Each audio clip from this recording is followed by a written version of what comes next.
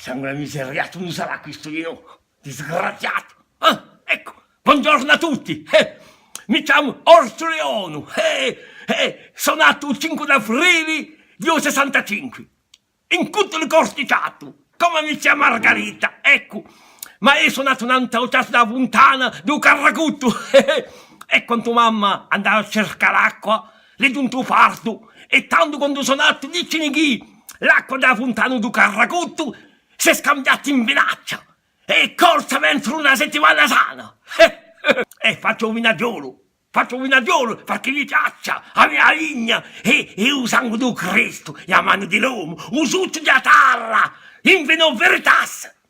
Faccio anche un scarfaro, e vado come stramandato, usa fede un scarfaro, ogni tanto all'occasione. Cosa di aspira? Ad aspirare a non ci sia più precarietà. È vergognosa allora dosi di vere che la gente muore di fora, di fame, di freddo, vanno a mangiare i rumencioli, dormono e non c'è fatta fora. È vergognosa allora dosi di verso fatto. Chi ti facesse qualcosa fanno essere ritirati, chi ti invece hanno sgovato una vita sana, parazzica oggi un pezzo di pane, è vergognoso, il sangue la miseria.